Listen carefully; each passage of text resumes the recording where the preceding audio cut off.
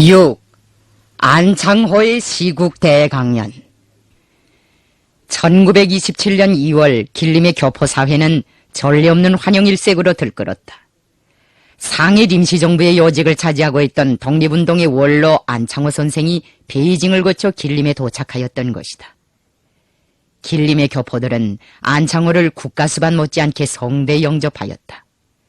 우리도 거국가를 부르며 그를 진심으로 환영하였다. 거국가란 안창호가 외국으로 망명할 때 저국을 하직하면서 지은 노래이다. 간다 간다 나는 간다 너를 두고 나는 간다라는 구절로 시작되어 나간다고 서로 말아 나의 사랑 한반도야라는 구절로 끝나는 이 거국가는 한일합병 후 청년 학생들 속에서 특별히 애창되었다. 망명가들이 많이 부르는 노래라고 하여 한때는 망명자의 노래라고도 하였다.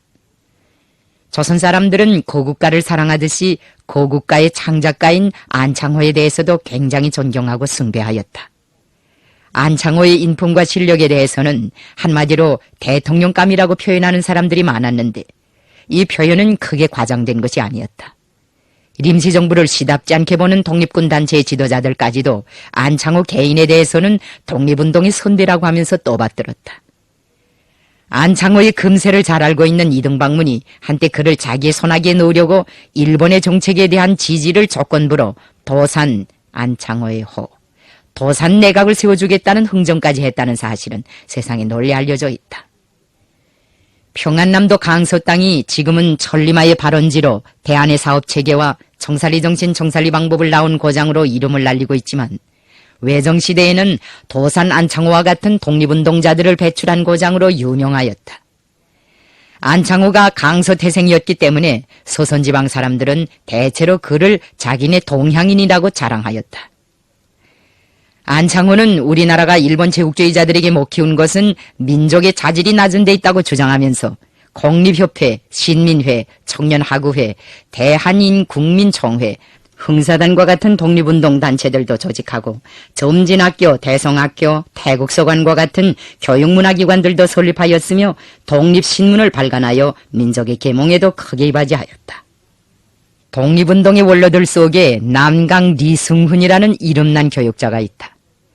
리승훈이라고 하면 누구나 오산학교부터 먼저 생각하게 된다. 오산학교는 그가 설립한 학교이고 그의 개인 자금에 의해 운영된 이름난 사립학교였다.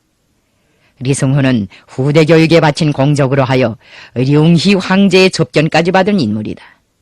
400년 동안 서선지방의 평민들 중에서 황제를 아련한 사람이 단 한 명도 없었는데 리승훈이 그 전례를 깨뜨리고 처음으로 왕을 만나보았으니 그의 명망이 어느 정도였는가 하는 것은 짐작하기가 어렵지 않을 것이다. 이처럼 고명하고 인망 높은 사람으로 알려졌던 리승훈도 한때는 돈벌이를 해볼 야심을 품고 장돌뱅이가 되어 유기 장사를 하였는데 나중에는 50만 원 이상의 부동산을 소유한 거부가 되었다. 그런데 이런 사람이 평양에 왔다가 교육을 통한 실력 배양이 독립구국의 기초로 된다는 안창호의 연설을 듣고는 거기에 감탄하여 상투를 자르고 고향에 돌아와 교육운동을 시작하였다. 애국애적의 일념에 넘치는 안창호의 웅변술이 대무역상의 인생관에 새로운 돛을 달아준 것이다. 이것은 민족운동의 선구자로서의 안창호의 영향력과 가마력을 증시해주는 하나의 신뢰로 된다. 동아일보, 조선일보를 비롯한 저국의 신문들은 안창호의 길림 도착 소식을 대서특필하였다. 청년 학생들은 그가 머무르고 있는 삼풍여관에 찾아가서 길림의 교포 학생들을 위해 강연을 해줄 것을 간청하였다. 독립운동자들도 그의 숙소에 연줄연줄 나타나 강연에 출연해달라고 초청하였다. 안창호는 그 제의를 쾌히 받아들였다.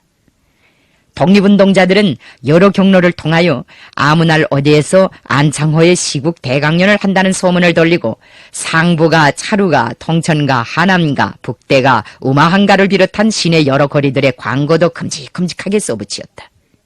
그 광고를 본 길림의 교포들은 모두 들뜨고 흥분되어 서로 만나기만 하면 도산 선생이 오셨다지요 하는 말로 인사를 나누기까지 하였다. 강연 전날 밤에는 나도 오동진과 함께 안창호에 대한 이야기로 시간을 보냈다.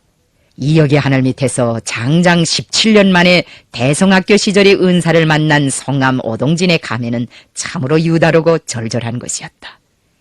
오동진은 대성학교 사범과 입학할 때 안창호가 인물심사를 어떻게 하였고 입학 후에는 자기를 어떻게 사랑해 주었는가에 대하여 추억하였다. 나중에는 도산 선생이 지은 청년 학도가까지 부르며 그가 후대들의 독립정신을 개발시키기 위해 얼마나 많은 심혈을 기울였는가를 깊은 존경심을 가지고 회고하였다. 그는 특히 안창호의 웅변술을 두고 실감 있는 회옥을 많이 하였다. 안창호의 웅변술에 대해서는 우리 아버지도 생전에 여러 번 말씀하였다. 나는 만경대에 있을 때 벌써 아버지의 말씀을 통하여 안창호의 독립운동이 웅변으로부터 시작되었고 웅변을 떠나서는 그의 명성도 논할 수 없다는 것을 알게 되었다. 안창호가 연설을 하면 여염집 안악내들까지도 그 유창한 웅변술과 리상향론에 교화되어 가락지와 비녀를 뽑아 헌금을 한다는데 그게 과연 사실일까? 그것이 사실이라면 그의 연설이 사람들의 심금을 울리는 비결은 어디에 있을까? 안창호와 같은 큰 인물이 미주나 상해가 아니라 여기 길림의 노상 와 있다면 얼마나 좋을까? 나라가 독립된 다음 나에게 대통령을 선거할 권리를 준다면 나는 그 첫 번째로 안창호 선생을 추대할 것이다. 이것은 그날 밤 오동진이 나에게 한 말이다. 이 말은 안창호의 시국 대강연에 대한 나의 기대와 호기심에 부채질을 해주었다. 안창호는 저양문 밖에 있는 대동공창에서 의사 라석주의 추도회를 열고 겸하여 강연도 하였다. 추도회에 참가하려고 모여온 삼부의 대표들과 시내에서 활동하는 독립운동자들, 유지들, 청년학생들은 거의 다 강연회장에 모였다. 바닥자리는 다 차고 모자라 대부분의 청중은 바람벽 앞에 서서 강연을 듣지 않으면 안 되었다. 그날 안창호는 조선민족운동의 장래라는 제목으로 강연을 하였는데 소문처럼 연설을 잘하였다. 그의 유창한 언변은 처음부터 군중의 찬탄을 자아냈다. 안창호가 동서고금의 역사에 대한 해박한 지식을 섞어가며 조선민족의 출로에 대한 주장을 역설할 때 장내에서는 요란한 박수소리가 연방 터져올랐다. 그런데 그 내용이 문제였다. 안창호는 강연에서 민족인격 완성론과 리상향론을 풀어나갔다. 그의 민족인격 완성론은 자아인격 혁신론과 민족경제 확립운동론의 두 가지 내용으로 되어 있었다. 자아인격 혁신론이란 우리 민족이 후진국으로서 외놈들의 식민지가 된 것은 인격과 수양이 낮은 데 원인이 있는 것만큼 정직하게 살고 성실하게 일하고 서로 화목해지도록 각자가 자기 인격을 높여야 한다는 것이다. 안창호의 주장에는 어딘가 자아완성론에서 표현된 톨스토이의 사고방식이나 자기 자신을 개조하고 단련하지 않는 한 인간은 자유를 얻을 수 없다고 본 간디의 견해와 비슷한 데가 있었다. 당시로 말하면 세계적인 대경제공황의 징조가 생활의 여러 분야에서 나타나 사람들을 불안과 공포에 떨게 하던 때였다. 극도로 파시화된 제국주의가 대도하여 인간의 자주성을 정칼과 올가미로 참혹하게 교살하고 있었다. 소부르주아 지식인들은 철갑으로 무장한 제국주의의 위력 앞에서 전율하였다. 이런 시대적 분위기 속에서 그들이 찾아낸 정신적 도피처가 바로 무저항주의였다. 무저항주의는 혁명적 의지가 박약한 사람들이 제국주의의 공세 앞에서 겁을 집어먹고 찾아가는 마지막 안식처였다. 반혁명의 맞서림도 없고 의지도 없으니 결국은 무저항을 부르짖게 되는 것이다. 우리나라에서는 무저항주의가 개량주의로 표현되었다. 민족운동의 일부 지도자들은 3.1인민 봉기 후 적극적인 항쟁의 방법으로 일본 제국주의 식민지 통치를 청산하려는 혁명적인 입장으로부터 리탈하여 교육진흥운동과 민족산업진흥운동을 민족운동의 최대 기치로 삼고 우리 인민의 정신적 차질과 경제생활의 수준을 향상시키기 위한 민족실력양성운동을 맹렬하게 벌였다. 민족운동의 중심 지도층을 이루고 있던 근대 지식인들은 토산품 애용과 민족기업의 육성으로 민족을 경제적 파멸로부터 구출하려고 하였다. 그들은 내 살림은 내 것으로라는 구호를 내걸고 경제적인 자급자족 얘기를 타개하기 위한 범국민적인 물산 창녀운동을 벌였다. 이 운동의 지도자인 조만식은 토산 애용의 상징으로 한평생 무명으로 지은 조선바지 저고리와 조선식 두루마기를 입고 지냈다. 그는 명함장도 국산 한지로 만든 것을 사용하였으며 신발도 외국 것을 신지 않고 조선 것을 신고 다니었다. 민족 개량주의를 유포시키는 데서 리광수의 민족 개조론이 많은 작용을 하였다. 이 논문을 읽으면 개량주의의 본질을 알 수 있고 그 위험성이 어디에 있는가를 쉽사리 판단할 수 있다. 내가 민족 개조론을 읽고 제일 불쾌하게 생각한 것은 리광수가 조선민족을 열등한 민족처럼 여기고 있는 점이었다. 나는 우리나라가 후진국이라는 생각은 해봤지만 조선민족을 열등한 민족이라고 여긴 적은 한 번도 없었다. 조선민족은 세계 최초의 철갑선과 금속활자를 창조한 문명하고 슬기로운 민족이며 동방문화의 발전에 크게 이바지한 자랑스러운 민족이다. 우리 조상들은 일본 문화의 개척에도 적지 않은 공헌을 하였다. 외적의 침해를 용납하지 않는 우리 민족의 강건한 자비정신은 일찍이 아시아 만방의 맹위를 떨치었고 백지장처럼 깨끗한 우리 인민의 도덕은 세계에 찬탄을 자아냈다. 우리 인민의 인습이나 풍속 가운데는 물론 부족점도 없지 않았다. 그러나 그것은 부분적이고 부차적인 것이지 본질적인 것은 아니었다. 그 부차적인 것을 가지고 민족성이라고 할 수는 없었다. 리광수는 민족 개조론에서 마치 조선 사람들이 열악한 민족성 때문에 망한 것처럼 말하였는데 조선이 망한 것은 낙후한 민족성 때문이 아니라 통치배들의 부패 무능 때문이었다. 조선 민족이 열등하다고 개탄하는 리광수의 론조는 일본 제국주의자들의 론조와 일맥상통하였다. 일본 사람들은 입만 벌리면 우리 민족을 열등한 민족이라고 비방하였다. 열등하기 때문에 일본이 보호, 지도, 통제해야 한다고 떠들었다. 민족 개조론은 일본 제국주의 강점자들에게 보내는 리광수의 공개 전향문이나 다름없었다. 이 전향문을 쓴 대가로 그는 지난날 독립운동에 참가한 사람으로서 아무런 제재도 받지 않고 청독부 코앞에서 뻐젓이 올방자를 틀고 앉아 연애 소설들을 써내고 있었다. 소설가로서의 리광수는 초기에 독자들의 사랑을 많이 받았다. 대중이 그를 사랑한 것은 그가 독자들의 구미에 맞는 진보적인 작품을 써왔기 때문이다. 그는 우리나라 현대 소설의 개척자라고 불리울 만큼 새로운 양상의 소설을 많이 써냈다. 그러나 민족 개조론으로 하여 리광수에 대한 대중의 애정에는 금이 가기 시작했다. 그의 소설 작품들에서 엿보이던 개량주의적 요소가 완전한 자기 형체를 가지고 이 논문에 등장한 것이다. 민족운동을 개량주의의 방향으로 유도한 근대 지식인들은 심지어 국채보상운동을 통하여 모은 돈으로 조선 사람이 주관하는 밀립대학까지 설립하려고 시도하였다. 그러나 총독부는 독립인재 양성의 원상으로 될 수 있는 밀립대학의 설립을 허가해주지 않았다. 비폭력적인 물산장려운동도 역시 일제의 저항에 부딪히었다. 조선 사람이 일본이 내려먹이는 상품을 쓰지 않고 국산재만 사용하는 데 대하여 총독부가 눈을 감아줄 리는 만만 것이다.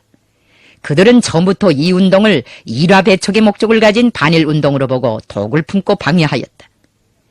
실력 양성의 간판 밑에 진행된 개량주의 운동은 이념상에서는 애국애족을 표방하였으나 방법상에서는 비폭력을 전제로 하는 보수적이고 소극적인 저항운동이었다. 총독부가 허용하는 한도에서 민족의 경제력을 육성하여 일본 제국주의의 경제적 침략에 대항하려는 그들의 지향은 사실 망상이나 다름없었다.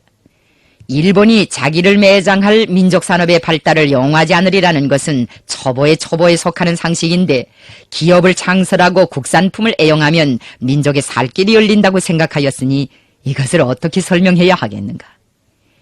개량주의 길로 타락한 민족운동자들은 제국주의 속성을 옳게 보지 못하였거나 외면하였다. 그들이 무력항쟁으로부터 방향을 바꿔 평화적인 문화운동으로 이행한 것은 투쟁 방법상에서의 후퇴를 의미하였다. 그것은 식민주의자들과의 평화적 공존이나 타협을 전제로 하는 운동이었다. 평화적 공존이나 타협 속에서는 어차피 변질 현상이 생기기 마련이다. 실제로 개량주의자들 가운데서 적지 않은 사람들이 훗날 민족운동 대열에서 도피하든가 전향하여 일제의 앞잡이가 되었다.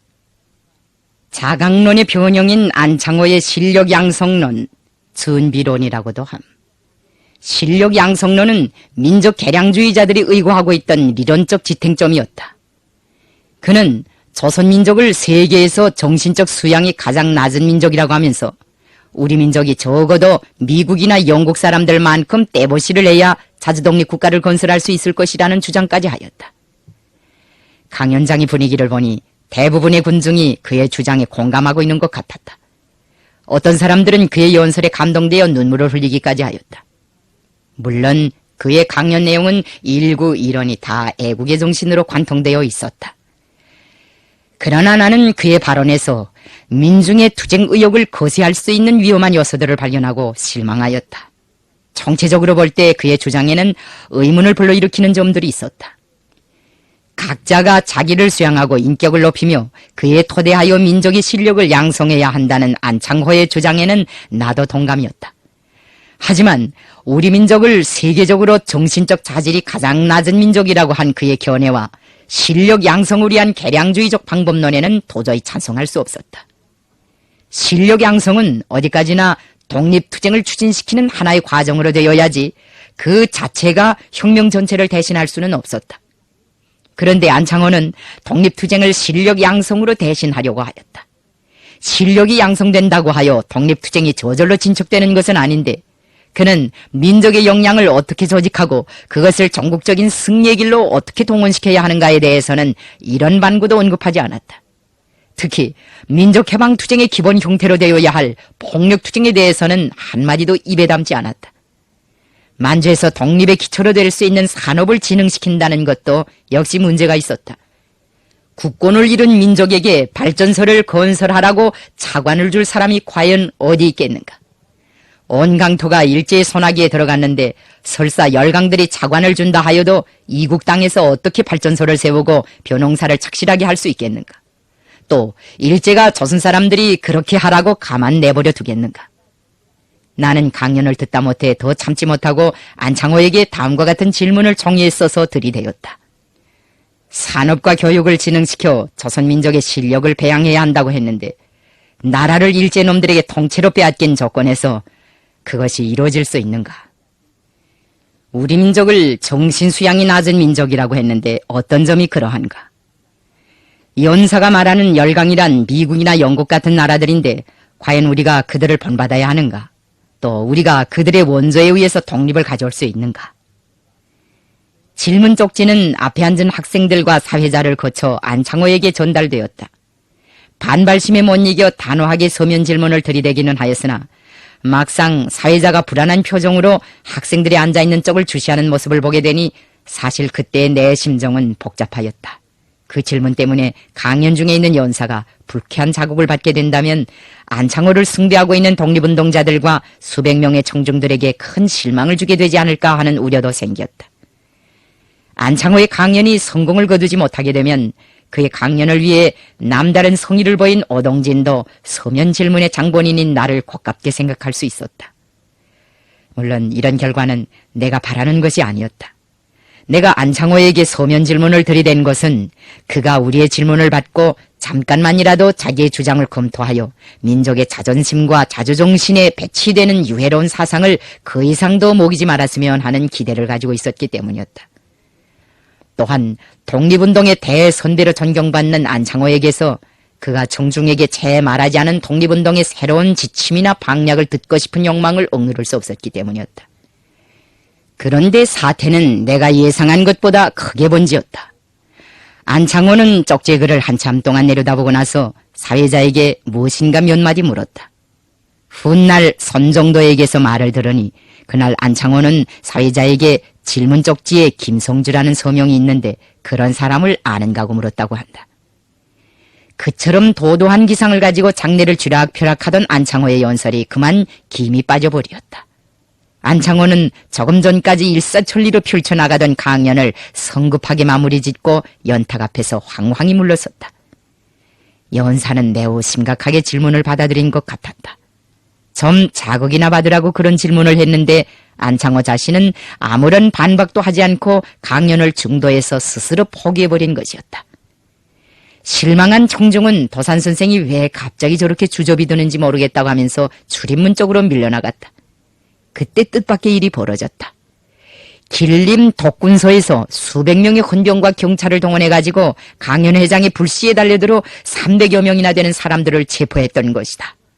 연사인 안창호는 물론 현묵관, 김리대, 리관린을 비롯한 수많은 독립운동자들이 한꺼번에 무리로 붙잡혀 경찰청에 구금되었다. 이 대검거 사건을 조종한 것은 조선 총독부 경무국의 군의도모였다. 안창호의 길림 도착과 때를 같이하여 봉천에 나타난 군의도모는 중국 헌병사령관 양의종에게 수백 명의 조선 공산주의자들이 길림에 모였으니 이를 체포해달라고 요청하였다.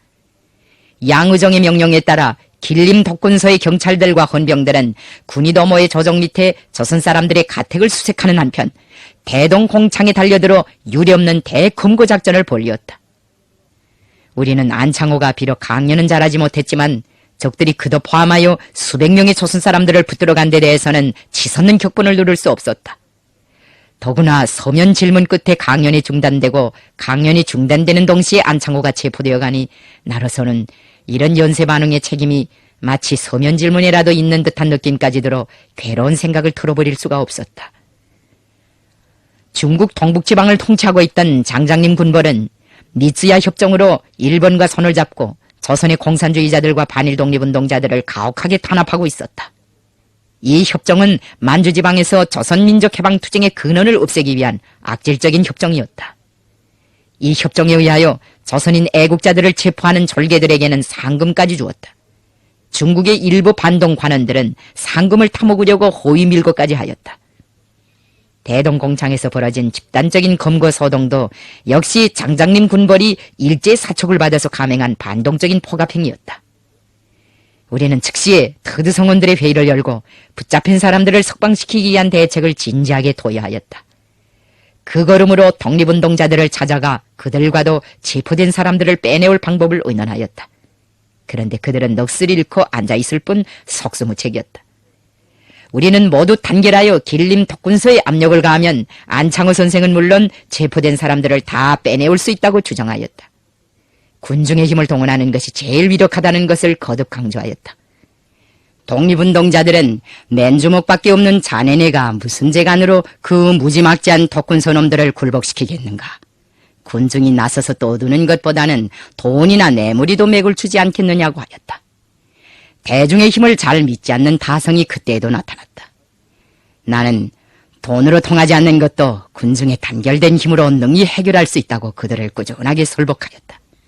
그런 다음 손정도가 운영하는 길림 예배당에서 시내 독립운동자들과 조선인 요지들, 청소년 학생들이 참가한 군중집회를 가졌다. 우리는 집회 참가자들에게 독군서가 외놈들과 한 짝이 되어 조선의 애국자들과 무고한 동포들을 무리로 붙잡아갔다는 것을 설명한 다음 그들이 이제 몇 푼의 돈을 받아먹는 대가로 체포해간 사람들을 일본 경찰에 모조리 넘겨줄 수 있다는 것을 경고하였다. 조선의 애국자들이 외놈들 손에 넘어가는 날이면 무자비한 처형을 면할 수 없다는 것은 자명한 일인데 결애를 사랑하고 나라를 사랑하는 조선 사람들은 한마음 한뜻으로 단결하여 애국자들을 구원하기 위한 대중적 석방운동에 떨쳐나서자고 호소도 하였다. 우리가 안창호에 대한 석방운동을 벌리자 적지 않은 사람들이 이해할 수 없는 일이라고 하면서 고개를 기웃거리었다. 민족주의자들은 물론 공산주의 운동을 한다는 사람들과 지어는 우리의 영향을 받고 있는 청년 학생들 속에도 그런 사람들이 있었다. 안창호의理論에 대하여 서면 질문까지 들이댄 사람들이 왜 이번에는 그를 구원하지 못해 그렇게 애를 쓰느냐는 것이었다. 나는 그런 사람들에게 우리는 안창호의 사상을 문제시하는 것이지 안창호란 인간 자체를 반대하는 것은 아니다. 안창호도 조선 사람이고 조선의 독립을 위해 투쟁하는 애국지사인데 어떻게 그를 구원하지 않을 수 있겠는가고 설복하였다. 나는 그때 순환당한 조선민족은 어려운 때를 당하면 모두 힘을 합쳐야 한다는 대의 명분을 앞에 내세웠다. 내가 안창호의 강연을 반박한 것은 그들이 사대주의적이고 민족 허무주의적이며 개량주의적인 입장에서 벗어나 조국을 광복하는 성스러운 싸움에 더 적극적으로 투신해 주기를 바랐기 때문이었다.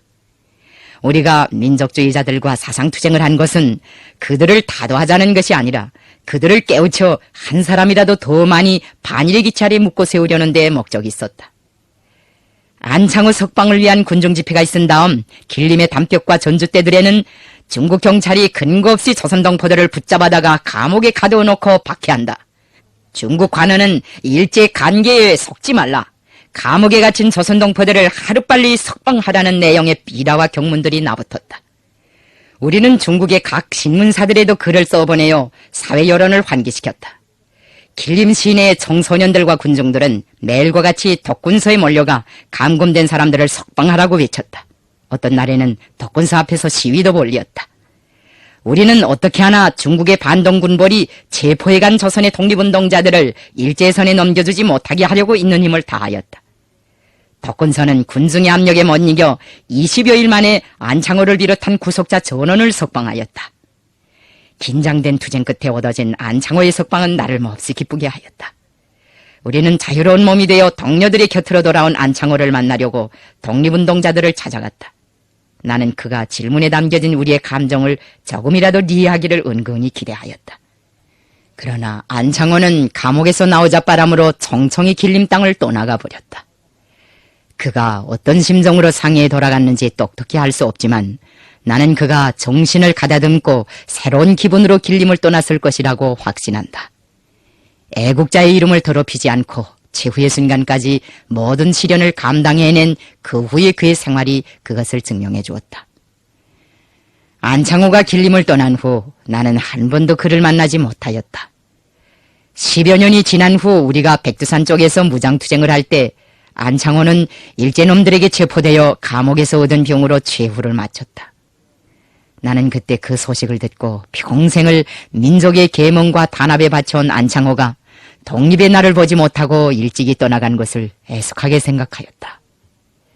그러나 별스럽게 맺어졌던 안창호와의 인연이 그것으로 완전히 끊어져 버린 것은 아니었다. 안창호는 갔지만 그의 여동생 안신호가 해방 후 조선민주여성동맹 중앙연회 부위원장으로 우리와 함께 일하였다. 해방 후 조국에 개선한 나는 국내에서 활동하던 애국지사들을 통하여 안창호의 누이 동생이 남포 방면에 있다는 소식을 듣게 되었다. 그 당시 남포지구에서는 김경석 동무가 파견원으로 활동하고 있었다. 그래서 그에게 안신호를 찾을 때 대한 과업을 주었다. 며칠 후 남포에서 안신호를 찾았다는 통보가 올라왔다. 김경석 동무에게 전화로 그 여자의 경향이 어떤가고 물으니 그는 밤낮 성경책만 끼고 다니는 여자인데 덕실한 신자 같다고만 대답하였다. 나는 안신호가 이름난 애국열사의 동생이기 때문에 종교를 믿어도 애국심만은 있을 것이니 당적 영향을 주면서 잘 이끌어보라고 김경석 동무에게 말하였다. 김경석 동무는 알겠다고 대답하면서도 별로 시답지 않아 하였다. 신자들이라면 덮어놓고 색안경을 끼고 보는 때여서 우리가 그렇게 루루히 강조했음에도 불구하고 신자들을 경원시하는 대단히 쉽사리 없어지지 않고 있었다. 몇 달 후 김경석 동무는 나에게 안신호가 입당하였다는 것과 그가 성경책 속에 당증을 넣어가지고 다니면서 새조선 건설에 헌신분투하고 있다는 반가운 소식을 전해주었다. 나는 그 소식을 듣고 안창호의 애국호는 결코 지하에만 있는 것이 아니구나 하는 생각을 하였다. 조국과 인민을 위해 성실하게 일하는 안신호의 모습을 볼 때마다 우리는 독립인사로서의 안창호의 파란 많은 일생을 생각했고 생전에 그가 민족을 위해 바친 노고를 더듬어보며 감개무량해지는 심정을 금할 수 없었다. 일생을 반공으로 살아온 김군은 남북연석회의 때 북반부에 들어와 안신호를 만나보고 놀랐다. 공산주의자들이 상해 임시정부 거물의 누이 동생을 중앙여맹 부위원장으로 등용시키리라고는 상상도 못했던 모양이다. 안신호는 그의 젊은 시절의 애인이며 약혼녀였다. 안신호에 대한 우리의 믿음은 곧 안창호에 대한 믿음이었다. 그것은 또한 이념이나 신앙을 초월하여 민족이라는 하나의 울타리 속에서 애국애적인 유대에 의해 혈연적으로 연결되어 있는 독립운동의 모든 선배들에 대한 우리의 예절이며 인사이기도 하였다.